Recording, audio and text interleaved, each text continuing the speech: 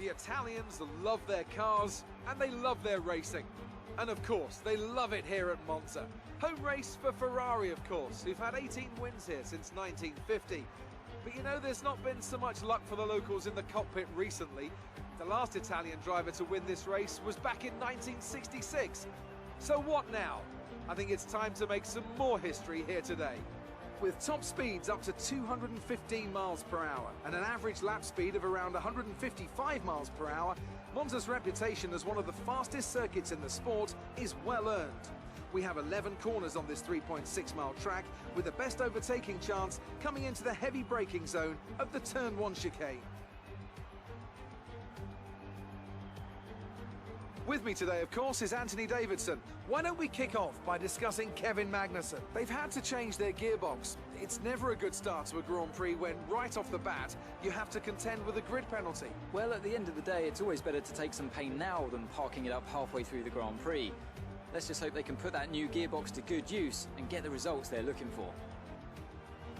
It's time to see how our drivers are stacking up after yesterday's exciting qualifying session. Adams lines up on pole position, and starting alongside him P2 is Sebastian Vettel. As we continue through the rest of the grid today, we have Verstappen, Hamilton, Valtteri Bottas and Albon, Sainz, Leclerc, Stroll and Daniel Kvyat, Grosjean, Hülkenberg, Kevin Magnussen. They'll be starting further back after an earlier grid penalty. And Raikkonen, Norris, Perez, George Russell and Lucas Faber, Ricciardo and Devon Butler starts from the back of the grid. And with preparations almost complete, let's head down to the track.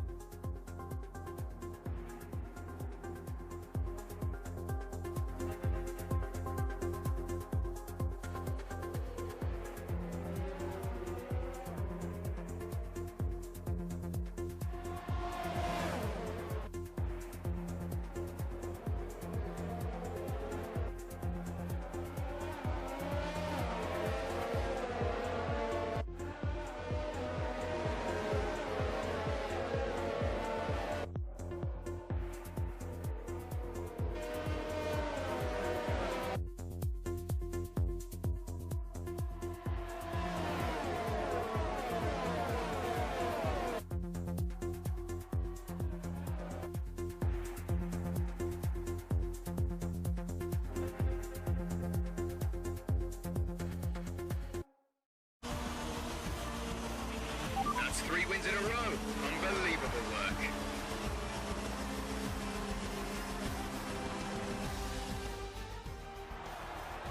That's a fantastic performance from Ferrari. It hardly looked in doubt. What do you think it was, Ant, that gave them the edge over the competition today? Well, the safety car completely changed the race, didn't it? It's hard to say exactly what would have happened without it, but there's no question that they came out of that situation in a good position. Here come our winners now. A thrilling race and a tremendous effort by Ferrari. Their history is well known, so it's no surprise to fans the world over to see them come out on top once again.